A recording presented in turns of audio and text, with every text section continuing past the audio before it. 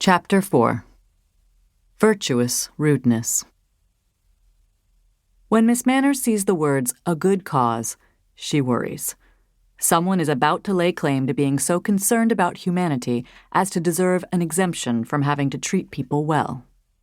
Volunteers and professionals who do fundraising, good people who devote time, energy, and sometimes their own resources to helping others, have an entire anti-etiquette book of techniques to embarrass those from whom they hope to get money. Get their target's friends to ask so as to make it seem like a personal obligation. Make requests via their colleagues who know how much money they make, or better yet, their superiors whom they are afraid to displease. Comment on their discretionary expenditures to make them want to redeem themselves from looking extravagant and selfish.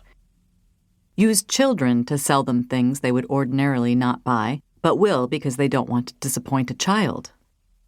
Silly Miss Manners would have thought that the way to raise money for a good cause would be to explain why the cause is good. As the fundraisers themselves must believe in their causes, can they not explain why? Are they really so cynical as to believe that people are charitable only in order to buy their way out of embarrassment?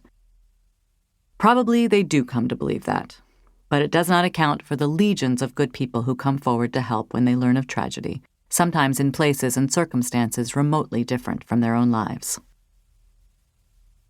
Dear Miss Manners, I want to support organizations doing public good both in the United States and around the world, but their activities in 3 areas are starting to make me reconsider my commitment. First, almost all of them now send you free stuff you do not need or want, and then harass you into paying for it.